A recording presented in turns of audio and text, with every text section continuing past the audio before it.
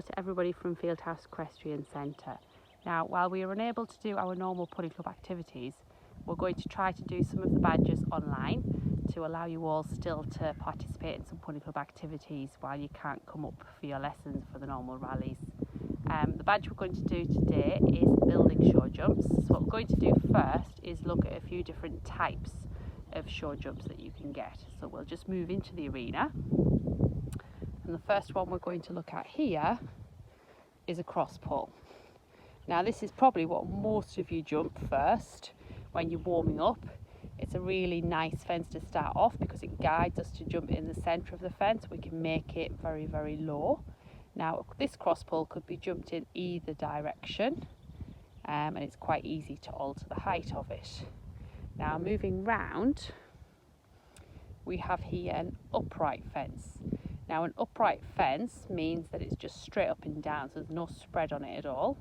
Now this one is built so that it again can be jumped in either direction. Now if we move a little bit closer to the jump, what we can do, if we move the bottom pole, roll it out towards us, we would be putting in what we call a ground line.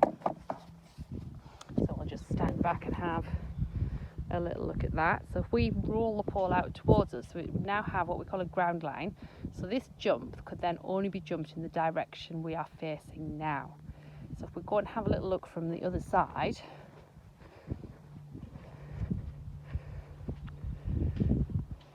you can see it now would have what we call a false ground line. So it would be very hard if we jumped it from this side for the horse to judge where to take off. Okay, now this fence is what we call an ascending spread. So you can see it's obviously wider than the upright.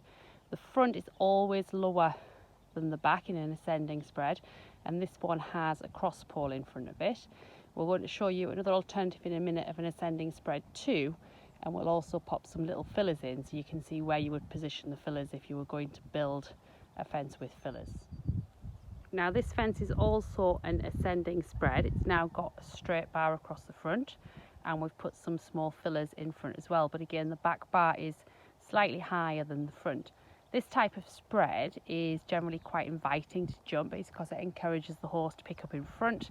If they get a bad stride, it's still quite easy for them to get their front feet up out the way or to stretch if they need to. Now the fillers are always positioned on your take-off side. So we would be jumping the fence again in the direction we are facing now if we were to jump this. Now another type of fence we can jump is a parallel, which we'll alter this into in a minute. And that's a little bit more difficult to jump, a little bit more of a technical fence. So this fence now is a parallel, so both of the poles are set at exactly the same height. So we need to be a little bit more accurate when we jump this for your horse to be able to get up over the front rail without knocking it off. We'll move around this side so you can see from the side that both the poles are exactly the same height. Now if we move around the back, you can see that we would not jump the jump in this direction because it's very gappy on this side. So it's got again what we would call a false ground line. It would be very hard for your horse to judge where it should take off from. We're going to look next at the cups that we place the poles on when they're jumping. Now these cups on here are safety cups, and this cup actually, if we hit very hard on this top part, will just drop down and come off completely from the base. So that means if your horse was to hit the pole hard, it would drop down and there's much less chance of it causing any injury to you or the horse. Over here we have more of a normal cup on these wings. Now these are absolutely fine to use for cross poles or uprights, but if we were jumping a spread, we would always have a safety cup on the back because that's where your horse is more likely to hit it quite hard and maybe have an injury. When training our horses, we will also use trotting poles and canter poles, which I'm sure many of you will have used in your lessons. So these poles set out in front of us now are trot poles. Now, for me to walk distances for trot poles, what I do is walk 5 of my small steps. If you watch my feet there, 1, 2, 3, 4, 5.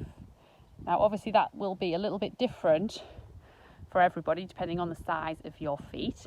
Now, I'm going to walk the canter poles out as well, but I will do a little worksheet with all the distances on so you could measure the distances against the size of your feet or the length of your stride, which is what we're going to do when we do the canter pulls.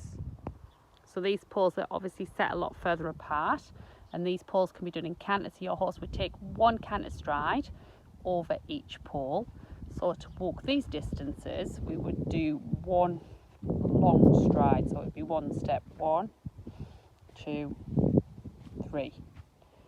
Now that would obviously again be different depending on the length of your legs, and also for a pony these distances would be very slightly shorter.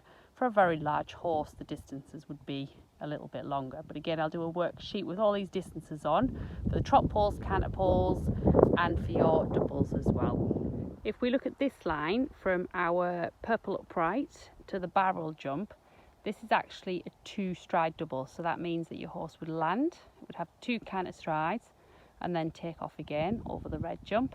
Now a double will always have either 1 or 2 strides in between. Generally it would be all colour coordinated. I know this one is very multicoloured, but normally we would try and make sure our double coordinated, so it was all red or all purple or all black and white. And it's easier to jump with 2 uprights or a spread going in and then an upright coming out. It makes it a little bit more difficult if you have a spread coming out of your double. So we would keep that for more experienced riders. Watch the strides. Now we've talked about a double where you have 2 fences in a line with 1 or 2 strides between them.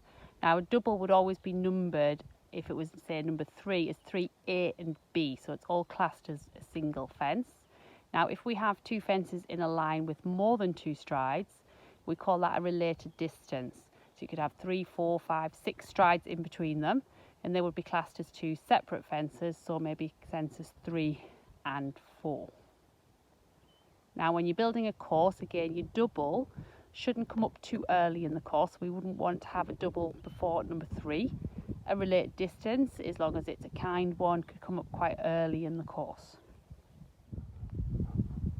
Here we have a dog's leg going from the blue jump and looping left to the log. So we'll have a little walk where you would ride. So we would try and jump for the centre of the blue jump.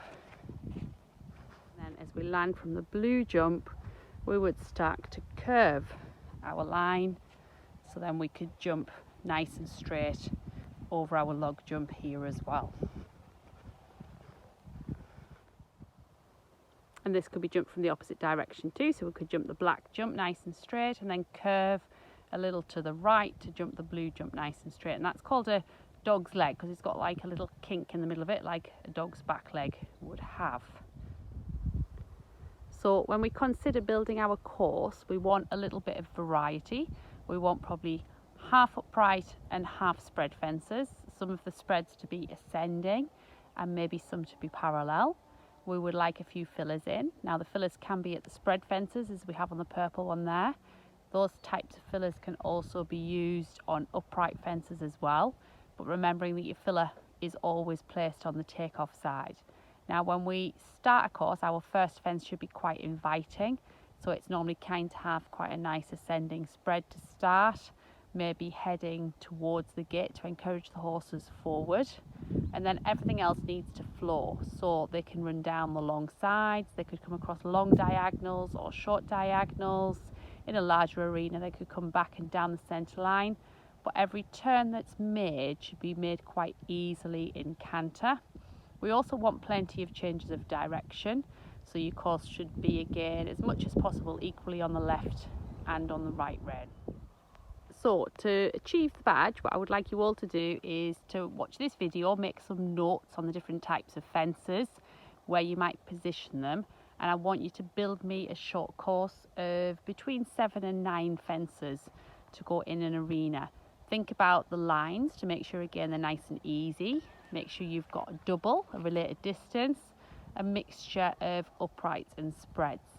I will, like I say, send you a worksheet with the distances on and also an example of a type of course that would be good. If you could email me through your courses, I'll check them over. If anything needs to be altered to make it a little bit more jumpable, I'll send it back to be altered and then you can resend it and we'll go from there. Now, this is not just for Pony Club members, so people that come for lessons, I'm sure will find this quite interesting if you jump, and if anybody would like the worksheets, and have a go at building a course, then feel free to email me as well.